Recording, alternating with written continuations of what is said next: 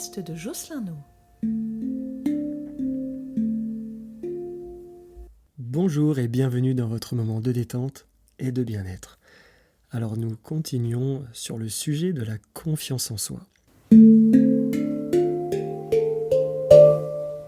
Le troisième accord, c'est ne faites pas de suppositions. Ne faites pas de suppositions. Essayez de ne pas vous raconter d'histoires. Parce que quand je me raconte des histoires, j'y crois.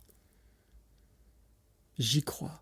Il y a un chiffre, un nombre qui est ultra frappant. Pas mal d'études qui montrent que environ, on est à peu près dans ce chiffre-là, 92% de nos peurs n'existent pas. 92% de nos peurs n'existent pas. C'est-à-dire qu'en fait, ce dont j'ai peur vient seulement de mon imagination, de mon interprétation. Ah mais si, il s'est passé ça, mais en fait ça veut dire c'est-à-dire qu'elle pense ça, ou c'est-à-dire qu'il y a ça. Mais en fait, j'ai peur qu'en fait qu'il arrive ça, ou alors, mais et si j'y arrivais pas, et si. Donc là, à partir du moment où il y a des interprétations, et action, et c'est parti, vous faites un film, évidemment un film d'horreur, ou un film d'un thriller angoissant, et puis tant qu'à faire, autant le répéter plusieurs fois, ou voire même voir différents scénarios, mais toujours négatifs. Donc, une toute anticipation négative amène une émotion principale qui est la peur. Donc, vous voyez, 92% n'existent pas. Donc, 92% de nos peurs, en gros, peuvent être filtrées si j'essaie de revenir dans la lucidité. Et ce qui est passionnant, c'est quand bien même, et je suis sûr que toutes les personnes là, qui m'écoutent, pour tout le monde, forcément, il y a des choses qui sont arrivées, vous ne vouliez pas que ça arrive, vous les avez peut-être anticipées, mais ça arrivait quand même. Mais quoi qu'il arrive, vous vous êtes adapté. Vous avez fait ce que vous avez pu. Vous avez fait du mieux que vous avez pu, avec les outils que vous aviez, avec les émotions qu'il y avait, mais vous aviez mis votre cœur et vous avez réagi. Si vous êtes là, si vous écoutez, si vous m'écoutez, si vous êtes du vivant, donc vous avez réussi à surpasser cet événement-là. Donc vous voyez, 92% n'existe pas, et quand bien même, s'il y a un 8%, je m'adapterai. C'est à moi d'avoir confiance, justement, pas en moi véritablement, mais en ma capacité de réagir. Parce que c'est déjà arrivé. Ou quoi qu'il arrive, dans des moments que je ne voulais pas vivre, je les ai quand même vécus et j'ai réagi du mieux que je pouvais. Et je suis resté vivant. Donc, au lieu d'anticiper, alors c'est intéressant d'anticiper, mais de créer plutôt dans le comment. Genre, au lieu de dire « et si ça se passait mal », c'est « qu'est-ce que je peux mettre en place pour justement que ça se passe le mieux possible ». Vous voyez ? Donc, oser anticiper, mais pour organiser, planifier. Oser questionner. Alors vous, questionnez-vous, ou alors justement si vous avez un doute, quelque chose, vous ne savez pas exactement ce que pense l'autre, ou vous avez peut-être interprété une parole, osez questionner la personne, savoir si vous avez bien compris. Et encore une fois, ça sera son avis à elle, véritablement, et c'est important aussi de respecter votre avis à vous. Donc osez questionner, dialoguer, échanger avec l'autre, avec les autres, et avec vous-même aussi. Osez croire en votre avis, en ce que vous pensez. Ce troisième accord, véritablement, nous ancre dans la réalité, dans notre réalité en tout cas. Et enfin, le quatrième, j'en parlais juste avant, faites toujours de votre mieux. Quoi qu'il se passe, à chaque moment, essayez de faire de votre mieux. À cet instant présent, voilà, quand j'ai un choix à faire, plus ou moins grand, qu'est-ce que j'ai à dispo là, comme information ? Qu'est-ce que j'ai à dispo aussi, moi, dans mon corps ? Et je vais faire de mon mieux pour réaliser cette tâche-là, ou pour prendre une décision. À cet instant T, voici la meilleure des décisions à cet instant T par rapport à ce que j'ai réfléchi, par rapport à ce que j'ai en magasin. aussi. D'accord? Et oui, après ma décision, si, eh bien après il y a une réaction, et je me dis, ah tiens, mince, tiens, bah, j'aurais dû faire autrement, etc. Eh bien, si je peux corriger, je corrige. D'accord? Mais surtout, ne culpabilisez pas de ce que vous avez fait précédemment si vous avez fait de votre mieux. À chaque fois que je reviens dans le passé, faites un vrai travail d'historien. La première chose qu'on apprend dans les études d'histoire, c'est de rester dans le contexte. Si vous revenez 10 ans en arrière sur quelque chose que vous avez fait, un choix que vous avez fait que vous regrettez, revenez 10 ans en arrière dans le contexte. Oui, mais quand j'ai pris cette décision, qu'est-ce que je savais, qu'est-ce que j'avais à dispo, comment j'étais, dans quel état j'étais, physique, mental, émotionnel. C'est fondamental de revenir dans le contexte. Parce que si c'est mon moi de maintenant qui me pose cette question-là par rapport à mon moi d'il y a 10 ans, par exemple, bah depuis, oui, c'est passé 10 ans. Ça s'appelle l'expérience. Même des fois, une expérience de 3 secondes, de 1 seconde après avoir fait une action, bah, il y a peut-être des fois la répercussion juste après, et bah, c'est une expérience de 1 à 3 secondes qui me permet de comprendre voilà, ce qui se passe par la suite, à la suite de cette action. Ça fait partie de la responsabilité aussi, vous voyez, mais pas de la culpabilité. Il n'y a pas de jugement à avoir, de bien, pas bien. Ça, c'est très ancré culturellement, dans beaucoup de cultures, d'ailleurs, ce bien, pas bien. Bon, mauvais, très, très manichéen. Dans toutes les techniques de développement personnel, il est plus conseillé véritablement, en tout cas, de s'orienter vers l'objectivité, revenir un peu plus justement dans une réalité objective, pas subjective, mais plutôt la plus objective possible, positive. Donc, faire de son mieux, c'est être à 100%. C'est être à 100%. Pas 105, 110, 300%. Être à 100%. Pourquoi je dis ça? Parce que il y aura des fois où votre 100%, eh ben, ça sera un niveau où vous pourrez faire l'équivalent de 50 points. Vous allez comprendre. Il y a des jours où mon 100%, c'est l'équivalent de 50 points. Et puis il y a des jours, le lendemain, eh ben, mon 100%, ça sera 10 points. Eh bien, je vous inviterai à faire l'équivalent intellectuel, physique de 10 points. Mais si vous, dans votre tête, vous restez à 50 points, eh ben, du coup, vous allez vous épuiser. Et la fois d'après, encore 50 points, alors que vous avez le niveau, vous êtes épuisé, vous pouvez faire que 5 points. Et en fait, au final, après, vous pourrez faire que le niveau de 2 points ou 1 point. Sauf que l'épuisement, après, arrive justement la résistance. Et si je résiste encore, eh bien, je m'épuise encore un peu plus, encore un peu plus. Et c'est ce qui amène justement des problématiques. On parle maintenant de burn-out, dépression, etc. C'est aussi ça, d'être allé au-delà de mes limites. Alors, j'entends que, et c'est vrai, que l'apprentissage, c'est aussi le fait de sortir des limites pour découvrir ce que je ne sais pas faire et oser tenter ce que je ne sais pas faire, d'être dans le essai-erreur, essai-erreur, pour me développer et développer mes limites et agrandir mon champ des capacités, des connaissances et des compétences. C'est vrai. Mais si je sors de ma zone de confort, si je sors de ma limite trop longtemps et trop fort, je m'y perds. Donc je vous invite à rester au maximum à 100%. Et d'accepter que si un jour, je peux faire que 10, je fais 10, eh bien le lendemain ou la semaine d'après, si j'ai respecté ça, il y a de grandes chances que j'arrive à faire 100. Et en fait, au final, je suis gagnant. Je suis gagnant. Alors je sais qu'il y a différentes contraintes. Des contraintes professionnelles, personnelles, physiques, financières, etc. Je l'entends complètement.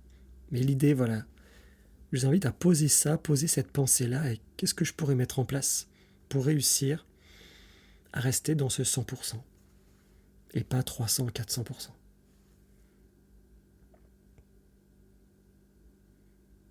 Et faire toujours de son mieux, c'est intéressant, c'est que ça permet d'évaluer le meilleur dont on est capable en fait au jour le jour.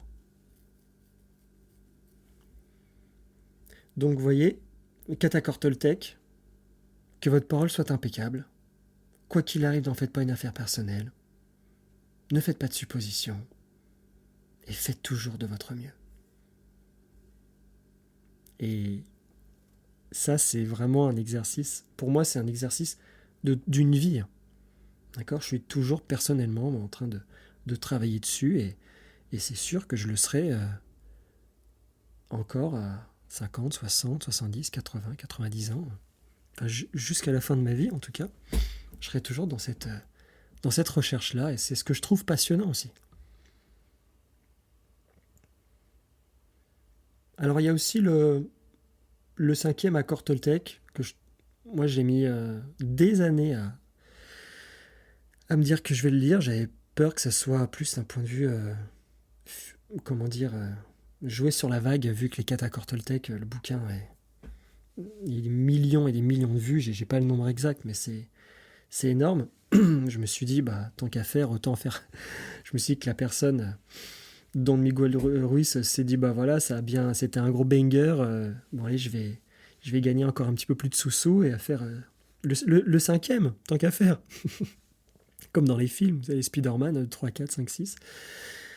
Et en fait, non, je comprends mieux. Je vais pas aller trop dans le détail dans ce 5e accord Toltec, juste, je trouve passionnant, vraiment, et j'adore le relire, et c'est celui que je lis le plus maintenant. Et il est intéressant, où c'est son fils, en fait, là où je trouve passionnant, c'est son fils, qui en fait, ils écrivent à deux. Lui, Don Miguel, et aussi son fils, Don José Ruiz. Et c'est intéressant, parce qu'en fait, son fils, il était baigné dans les 4 accords Toltec. Donc en fait, il y a la parole du créateur du bouquin, qui a bossé dessus énormément, et il y a la parole de son fils qui est né dedans. Et c'est intéressant parce qu'il en a un autre discours, une autre parole sur un même sujet, mais sur des termes qui ont été digérés véritablement. Vous voyez, quand je parlais tout à l'heure de nourriture saine, voilà, la nourriture, lui, Don José, en tout cas, était nourri de ces 4 accords au quotidien.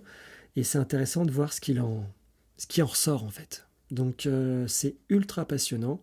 En gros, il est beaucoup plus gros que les 4 accords Toltec, parce que la première moitié, ils font la synthèse, en fait, des 4 accords, expliqué d'une autre façon. Et après, il parle du 5e, qui dit, en gros, soyez sceptiques, mais apprenez à écouter. Voilà, j'irai pas plus loin, je vous invite vraiment à le lire. Il est passionnant.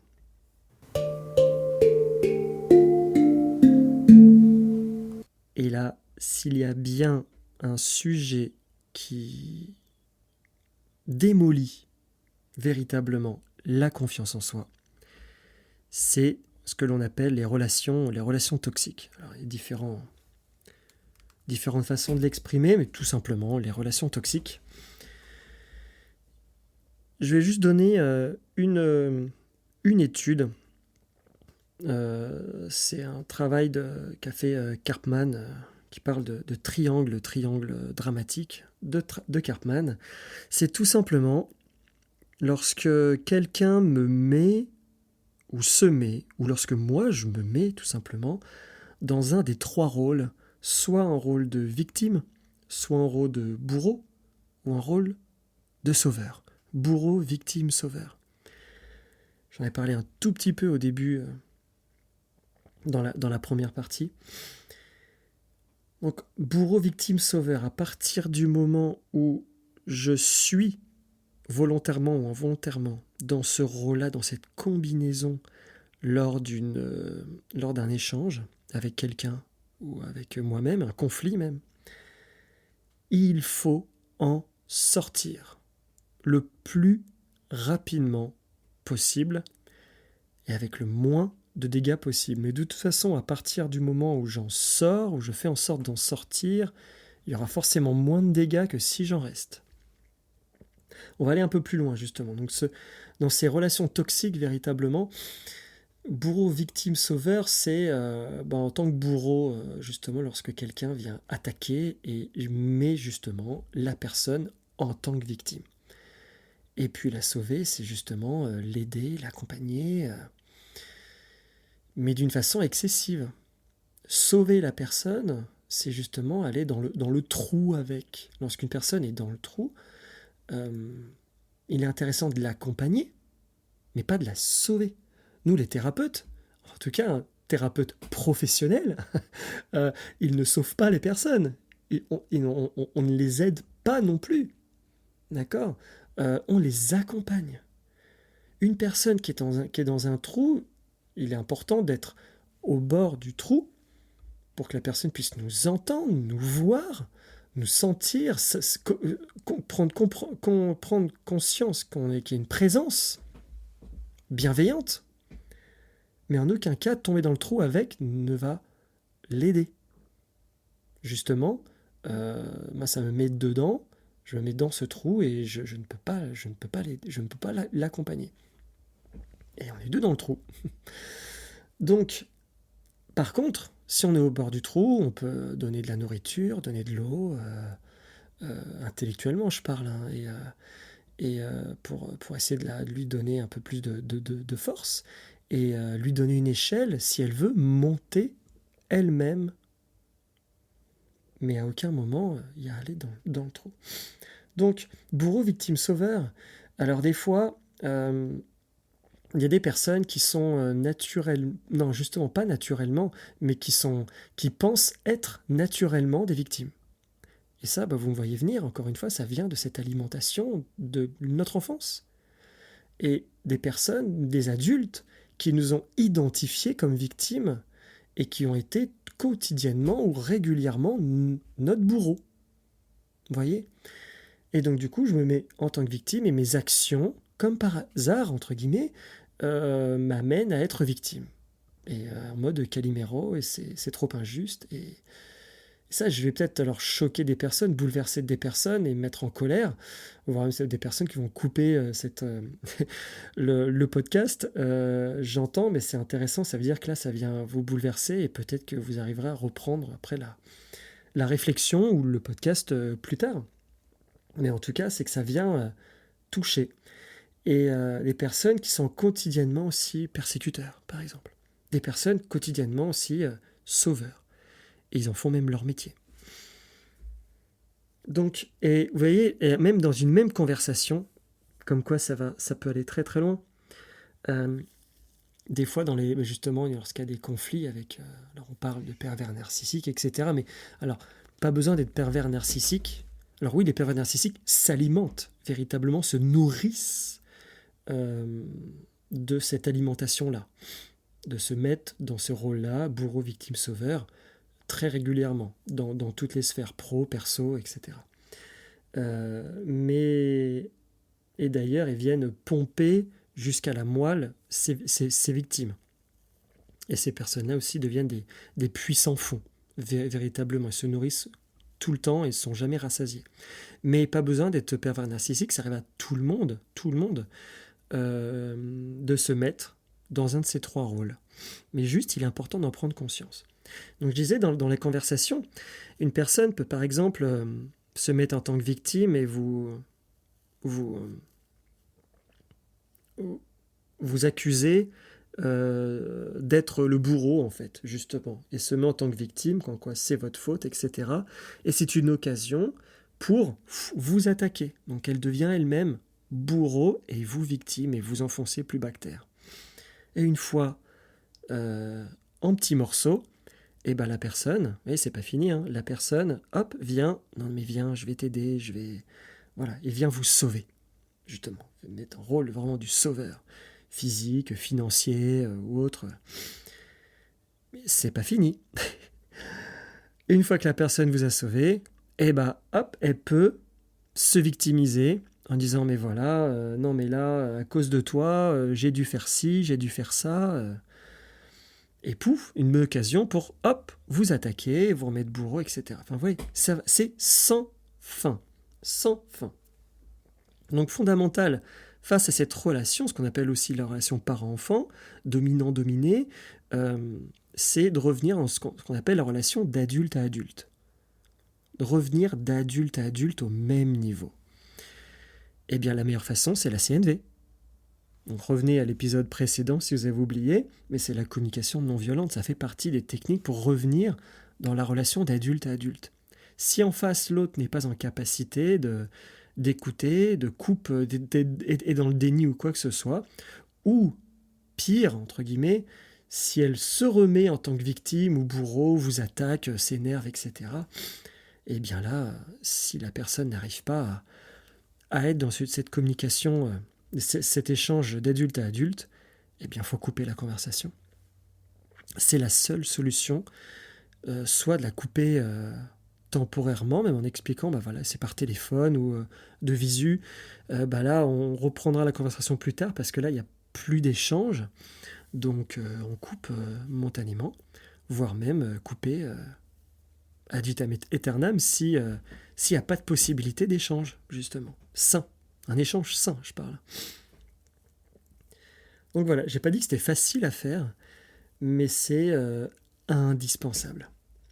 Alors, dans ce triangle, parce que là, je parlais des 3 rôles, bourreau, victime, sauveur, voyez ça, voyez cet échange toxique, un peu comme une grosse marmite, avec un feu en continu qui chauffe.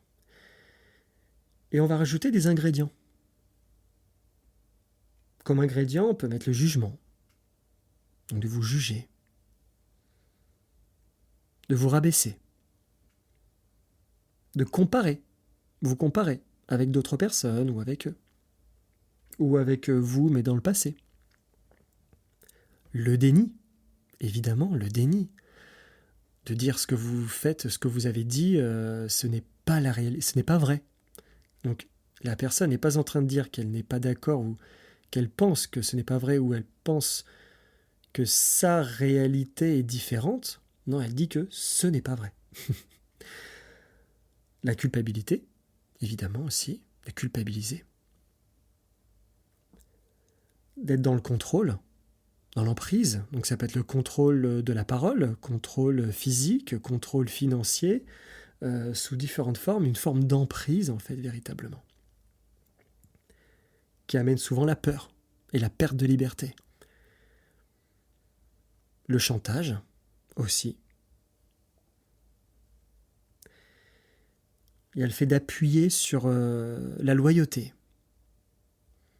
Je suis ton père, je suis ton mari, je suis ton enfant, et de jouer sur ce devoir de loyauté, et parce que en fait cette personne a ce rôle-là dans ma vie ou dans ma famille, etc., je me dois d'être loyal avec cette personne culturellement, logiquement, normalement, ou ce qu'on m'a dit, inculqué, appris, ou martelé, et par rapport à tout ça, par rapport à la norme, je me dois en fait d'être loyal. Ou alors faire en sorte de se sentir redevable.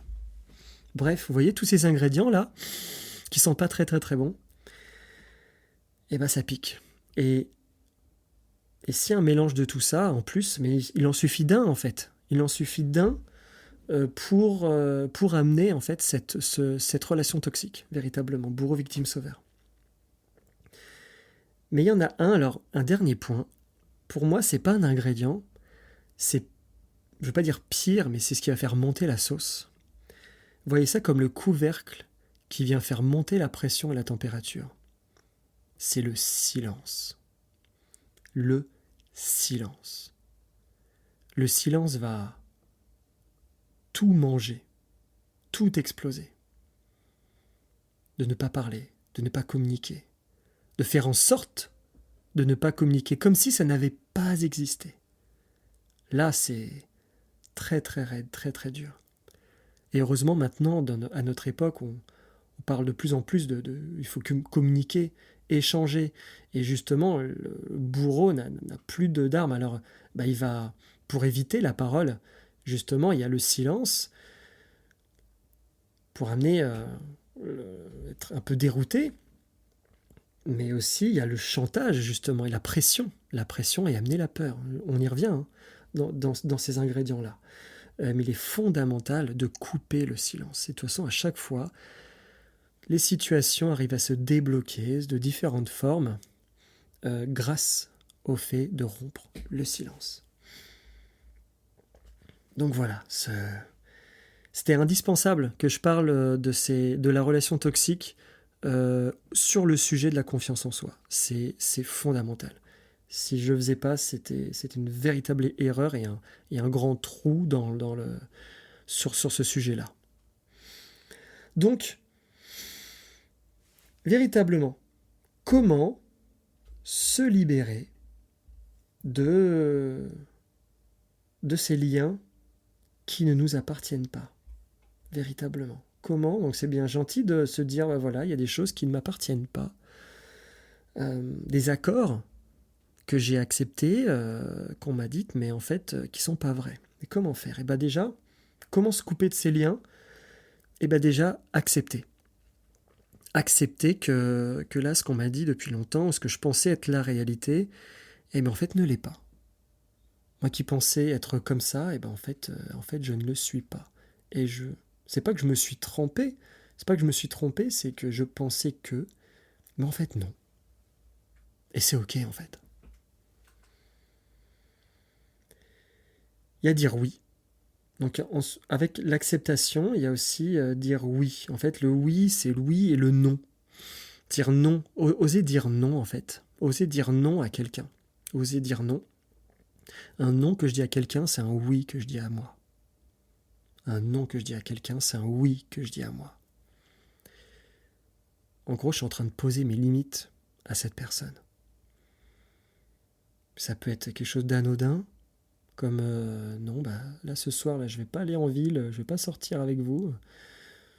Même pas besoin de dire pourquoi en fait, mais juste parce que moi, je suis fatigué, j'ai pas envie, il y a des personnes que j'aime pas trop, ou je préfère être tranquille, j'ai un truc à faire là, et, pour moi, et ça va me faire du bien. Et en face, si il y a de la bienveillance, il y aura toujours de la compréhension. Si en face la personne est ancrée, stable et bien en elle, il y aura toujours de la compréhension. Si en face il y a un jugement, il y a de la colère, de la frustration, ou toute autre forme en tout cas d'attaque, ça n'a rien à voir avec vous. Là, c'est que la personne est bouleversée par le non. C'est totalement autre chose. Là, on est sur la personne est bouleversée par le rejet, par le non. Mais ça, après, ce n'est pas votre problème. C'est à elle de faire ce travail-là après, face à ce non. D'accord? Mais vous n'avez que dit oui, en fait. Oui à votre soirée. Donc ça peut être ça, quelque chose de, on va dire, peut-être anodin, mais jusqu'à dire non à être touché, et dire non à ce qu'on m'amène quelque part, dire non à voilà, respecter mon propre corps, respecter mes pensées, respecter qui que ce soit. Même que ce soit mon mari ou ma femme, non, je ne dois rien, mon corps m'appartient et il n'appartient à personne d'autre. Ou de ce que je veux manger, si j'ai plus faim, j'ai le droit de dire non, même en soirée, même dans un repas très important, j'ai le droit, ou même à la famille, j'ai le droit de dire non, bah là je n'ai plus faim. Et si la personne s'énerve, dire mais il faut terminer, il faut finir, ou il faut... non, je n'ai plus faim. Tout simplement. En fait, c'est un oui à moi. Après, si la personne s'énerve ou se frustre ou le prend mal, ce n'est plus votre problème. C'est le sien. Donc, comment couper ces liens? Eh ben, les accepter. Ces liens qui ne nous appartiennent pas, les accepter. Oser dire non, donc oser dire oui. Agir. S'en libérer. Exprimer. Vous voyez? Il y a aussi le fait d'être accompagné. Être accompagné par des personnes bienveillantes. Donc des personnes de votre entourage, des personnes amis, famille ou autres, ou collègues, où vous sentez qu'il y a de la confiance, il y a de la bienveillance, où à aucun moment, en fait, il y a ce triangle de Karpman. Et puis être accompagné, c'est aussi être accompagné par un professionnel où c'est le métier. Ce qui est intéressant maintenant, c'est qu'il y a différentes formes d'accompagnement. Sophrologie, hypnothérapie, art-thérapie, musicothérapie, d'autres formes justement. Et faites-vous confiance et allez vers ce qui vous fait du bien à partir du moment où vous sentez que vous évoluez vers vous-même. Et puis, questionnez-vous. Questionnez-vous, communiquez, soyez dans cet échange avec vous et avec les autres, véritablement. Pour retrouver. Le but principal, c'est retrouver qui je suis vraiment. Rappelez-vous, au tout début, j'ai dit la confiance en soi égale la connaissance de soi. Donc l'objectif, c'est de mieux se connaître. Retrouver qui je suis vraiment. Alors au début, ça peut être déroutant, hein. Le fameux qui suis-je, ça peut être un grand vide. La réponse, il n'y a pas de réponse. C'est ok.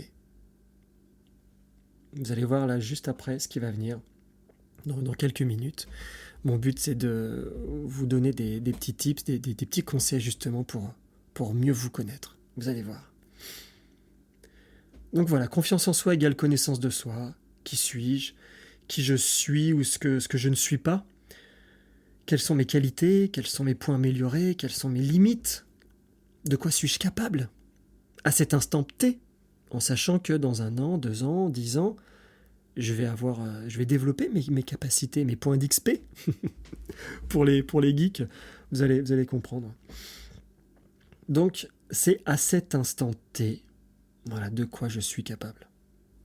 Qui je suis maintenant. En me laissant l'opportunité d'évoluer de toute façon au fur et à mesure. Pas de pression. C'est un exercice d'une vie, hein, rappelez-vous. Les podcasts de Jocelyn No.